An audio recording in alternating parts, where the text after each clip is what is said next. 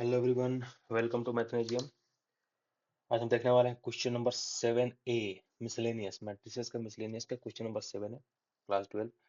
तो आइए देखते हैं क्वेश्चन को। तो क्वेश्चन क्या बोल रहा है कि ए मैन्युफैक्चरर प्रोड्यूसेस थ्री प्रोडक्ट्स, मतलब कितने प्रोडक्ट्स हैं? थ्री हैं, एक्स वाई जेड प्रोडक्ट्स है, विच ही सेल्स इन दो मार्केट्स।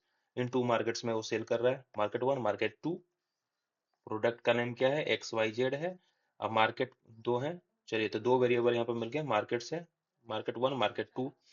एंड प्रोडक्ट्स को एनुअल सेल्स ये दिखाया गया हमारे यहाँ पे। Annual sales are indicated below. तो एनुअल सेल्स क्या है? तो मार्केट वन का प्रोडक्ट्स का 10,000, 2,000, 18,000, ठीक है। एंड नेक्स्ट है 6,000, 20,000, 8,000। ओके, देन क्या बोल रहा है? If the unit sale prices of x Y z are 2.50, 1.50 and 1, find the total revenue. हमें यहाँ निकालना है क्या? Total revenue in each market. हमें निकालना है total revenue. Okay, total revenue in each market with the help of matrix algebra. Matrix algebra की help से निकालना है हमें टोटल रेवेन्यू, ठीक है। If the unit cost of the above three commodities are 2, 1 and 50 पैसे respectively, find the gross profit. Gross profit मतलब total profit कितना हुआ वो निकालना है। एक तो टोटल रेवेन्यू निकालना है, दूसरा निकालना है हमें क्या? निकालना है टोटल प्रॉफिट, ठीक है। आइए स्टार्ट करते हैं इस क्वेश्चन को। आंसर इसका इसका सॉल्यूशन है।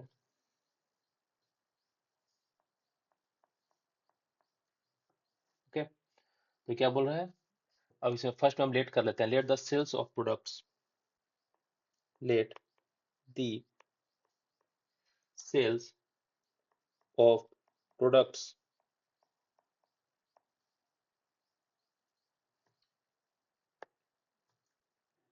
X Y and Z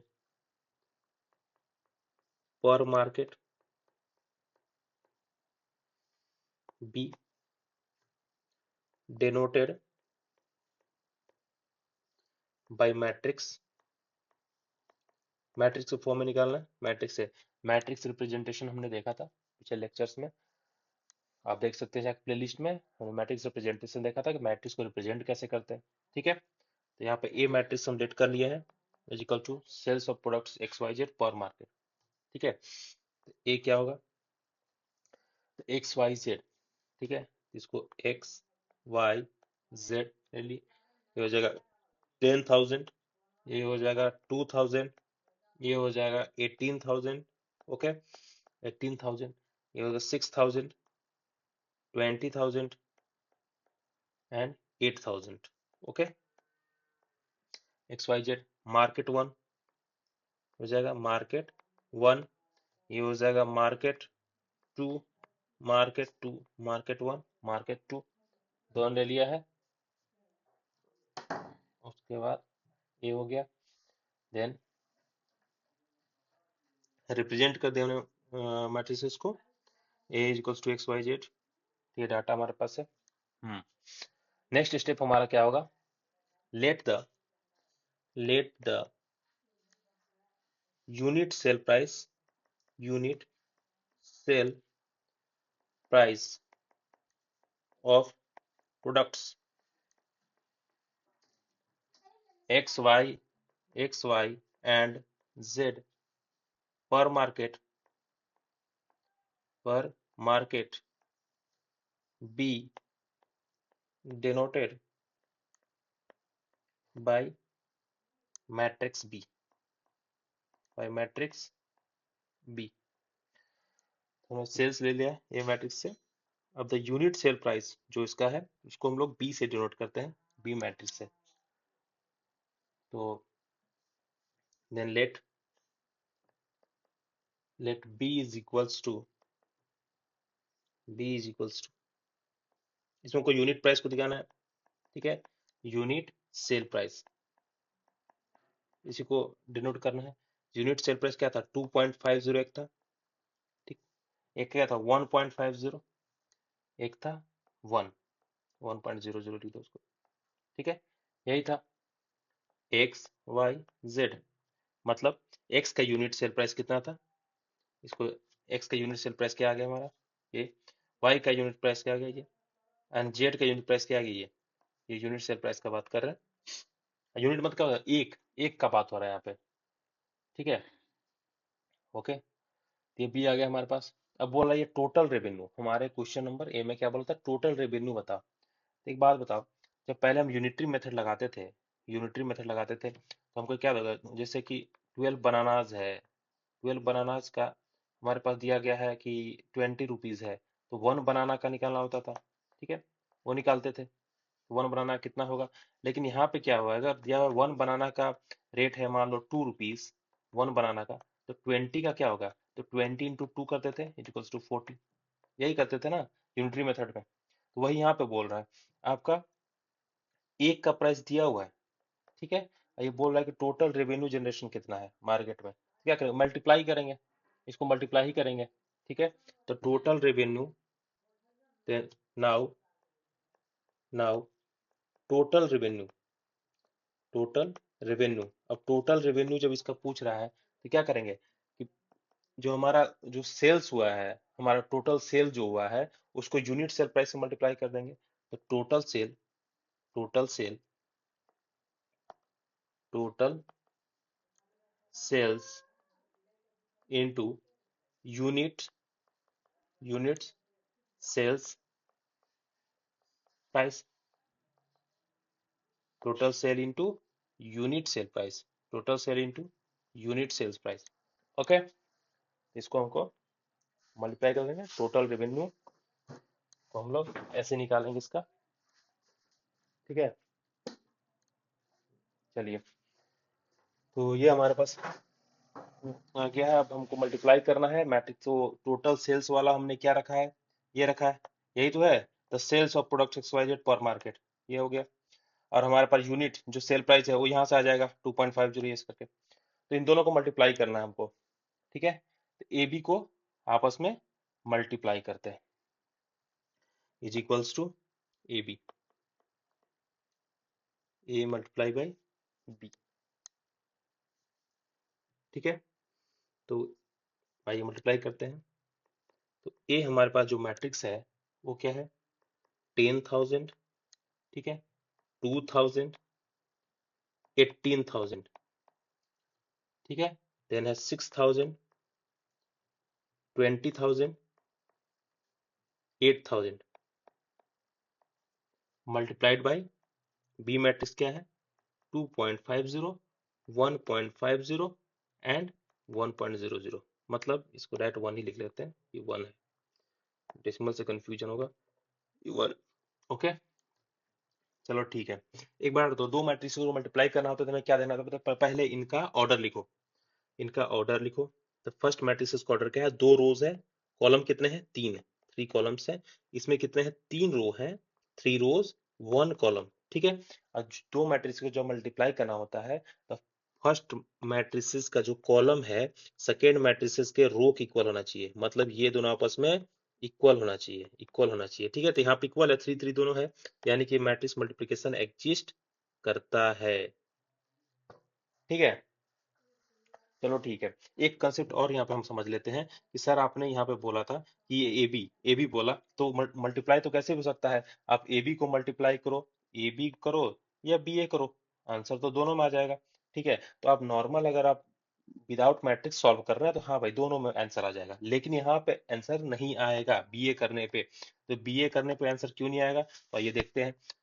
B ए करने पे इसलिए नहीं आएगा कि जब आप बी ए कीजिएगा तो बी मैट्रिक्स कितने का है, बी मैट्रिक्स का ऑर्डर क्या है, 3/1, ठीक है। ए मैट्रिक्स का ऑर्डर क्या है, 2/3, 2/3 तो है, तो 3/1, ये दोनों आपस में क्या इक्वल है, क्या इसका कॉलम इसका रोज आपस में क्या, जी नहीं, इक्वल नहीं है।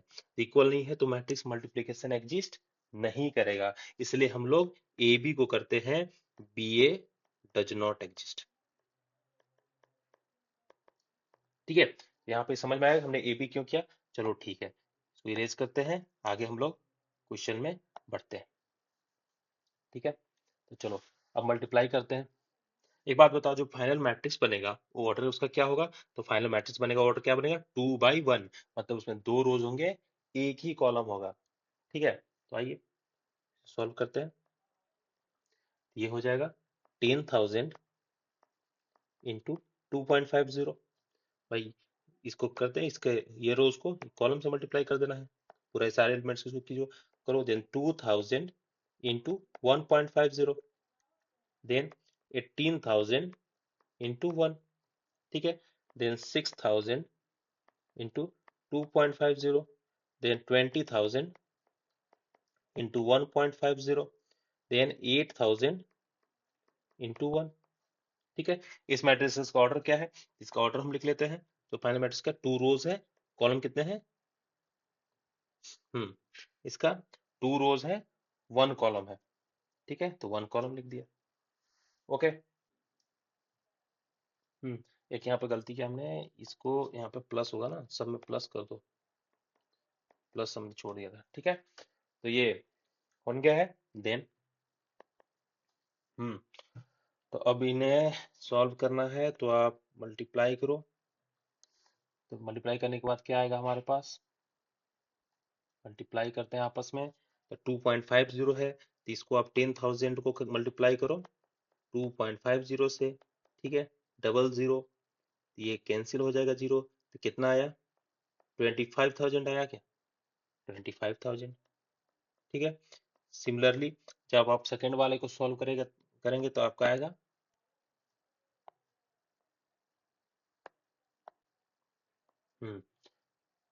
3,000 आएगा, देन आएगा 18,000 आएगा, ठीक है। देन सेकेंड रो को आप मल्टीप्लाई करके सॉल्व करेंगे, आप सॉल्व कर लीजिएगा, बहुत आसान है, मल्टीप्लिकेशन है simple.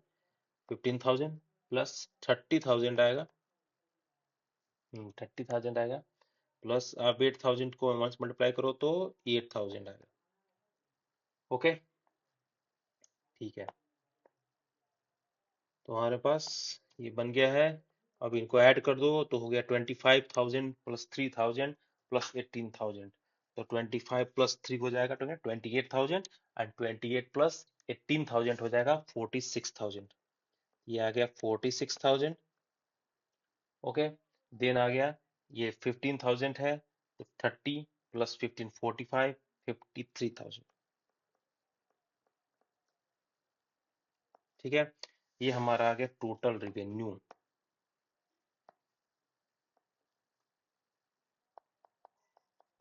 Total revenue, total revenue हमारे पास आ गया है।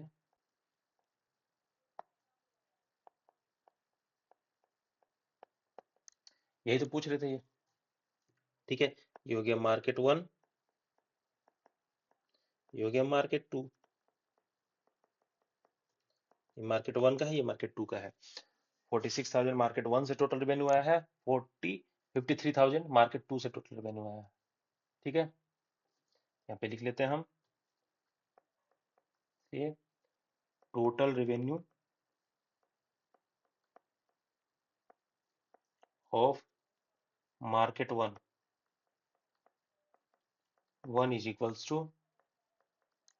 46,000, ठीक है। And total revenue of market 2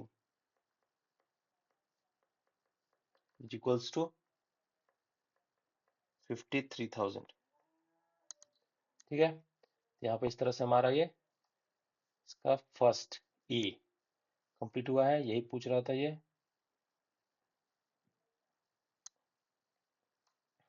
में क्या पूछ रहा था, यही था ना कि unit sale price X Y Z, ठीक है। टोटल रेवेन्यू पूछ रहा था। देन आइए देखते हैं इसका बी पार्ट। तो बी पार्ट को सॉल्व करते हैं हम लोग। बी पार्ट क्या है, if the unit cost of the above three commodities are 2, 1 and 50 पैसे, फाइंड द ग्रोस प्रॉफिट, ठीक है। इसमें हमारा ग्रोस प्रॉफिट निकालना है बी में, ठीक है। तो आइए देखते हैं नेक्स्ट।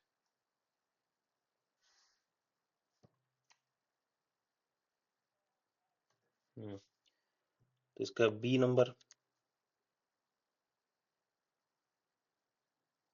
एक बार क्वेश्चन को लिख लेते हैं ताकि हमें याद रहे। क्या बोल रहा है कि if the unit cost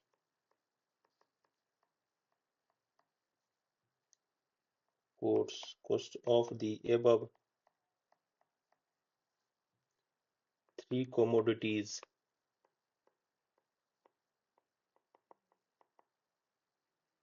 are 2, 1 and 50 paise respectively, find the gross profit. Find the gross profit.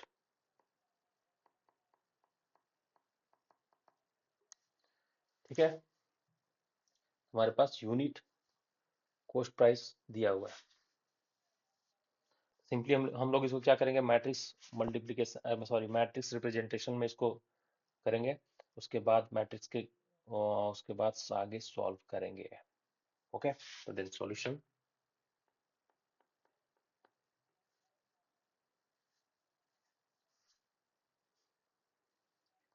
हमारे पास क्या दिया हुआ है, यूनिट कॉस्ट। तो पहले लेट कर लेते हैं यूनिट कॉस्ट को।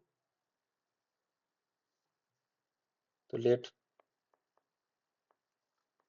The unit cost price of products X, Y and Z per market be denoted by matrix C. Okay, then let C is equals to unit cost पे क्या है 2, 1, 50 है। 50 पैसे को हम क्या 0.50 लिख सकते हैं। ठीक है, तो X का है, ये Y का है, ये Z का है, ये unit cost price, unit cost price. Okay, तो सी मैट्रिक्स हमने लेट कर लिया है। ठीक है, तो क्या बोल रहा है, क्रॉस प्रॉफिट, प्रॉफिट कितना हुआ। ठीक है, तीनों लोग जो, अब हमें प्रॉफिट निकालना है। तो एक बात बताओ, अगर हमें प्रॉफिट, हमने पहले पिछले क्वेश्चन में ए नंबर जो था उसमें रेवेन्यू निकाला था। तो हमारा जो, अगर बनानास का एग्जांपल जो हमने लिया था कि बनानास के एग्जांपल मान लो, ये बनानास जो है इससे प्रॉफिट हमारा जनरेट हुआ कितना, 20 का प्रॉफिट हुआ है। कॉस्ट हमारा पड़ा था, कॉस्ट कितना पड़ा था, मान लेते हैं 12 रुपीज कॉस्ट पड़ा था। प्रॉफिट हमने मतलब टोटल जो रेवेन्यू जनरेट किया हमने 20 किया, और कॉस्ट था 12, तो हमको प्रॉफिट कितना होगा, तो प्रॉफिट 8 रुपए का हुआ ना, 8 रुपए का ही तो प्रॉफिट हुआ। तो सेम यहाँ बोल रहा है, तो हमने क्या करना है कि टोटल रेवेन्यू जो है 20 माइनस कर देना है कितने से, इसका कॉस्ट, जो भी कॉस्ट पड़ा 12, तो वही करना है, टोटल रेवेन्यू माइनस कॉस्ट हमको अगर माइनस कर दें तो हमारा प्रॉफिट जो है वो आ जाएगा। तो हमें यहाँ पे पहले कोस्ट निकालना पड़ेगा कि टोटल कोस्ट क्या है उसके बाद। ठीक है, then now total cost, total cost क्या पड़ा था, तो जो सेल्स है, जो सेल यहाँ पे हुआ था उसको अगर मल्टीप्लाई कर दें इसका यूनिट कोस्ट प्राइस से, ठीक है, तो हमारा यहाँ पे टोटल कोस्ट आ जाएगा। ठीक है, तो हमारा सेल क्या हुआ था, total sales multiplied by unit cost price. ठीक है, तो सेल हमारा क्या था, मैट्रिक्स हमने ए माना था। ठीक है, यूनिट कॉस्ट प्राइस हमने क्या माना, यहाँ पे सी मान लिया है, इस मैट्रिक्स को सी से रिप्रेजेंट किया है, तो ये सी हो गया, ई। अब इसको मल्टीप्लाई कर दो आपस में,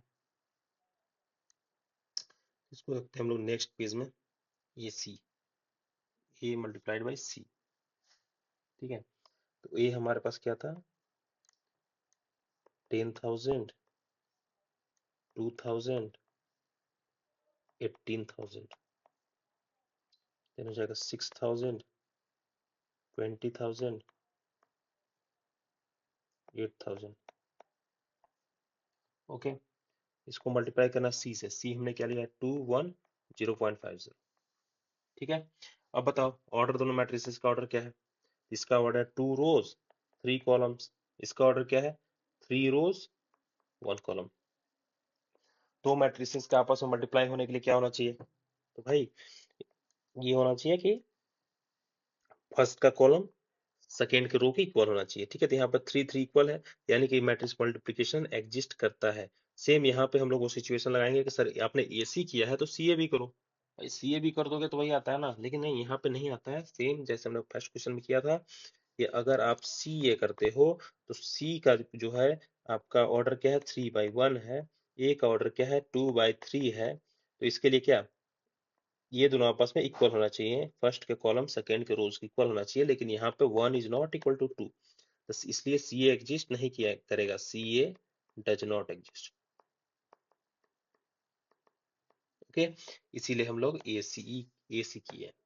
चलो ठीक है, तो नेक्स्ट अब इन दोनों को मल्टीप्लाई करना है, तो मल्टीप्लाई करते हैं तो जो फाइनल हमारा मैट्रिक्स बनेगा उसका क्या ऑर्डर होगा 2/1 होगा, मतलब कि उसमें 2 रोज होंगे 1 कॉलम होगा, तो 2 रोज होंगे।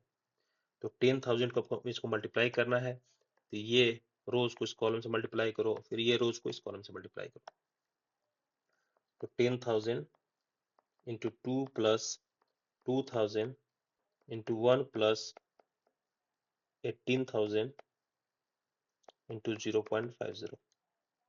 Okay, then 6,000 into 2 plus 20,000 into 1 plus 8,000 into 0.50। Okay, तीन हो जाता है 20,000 प्लस 2,000 प्लस इन दोनों को आपस में जब हम मल्टीप्लाई करेंगे तो 18,000 को मल्टीप्लाई कर दो, 18,000 मल्टीप्लाई बाय 0.50, 100 ये कैंसिल, ये हो जाएगा 9,000। ठीक है, ये हो जाएगा 9,000, ये हो जाएगा 12,000 प्लस 20,000 प्लस फिर यहाँ पे है 8,000, 8,000 को मल्टीप्लाई कर दो 0.50 से, तो ये हो जाएगा 0 तो कैंसिल, हो जाएगा 4,000, तो ये हो जाएगा 4,000।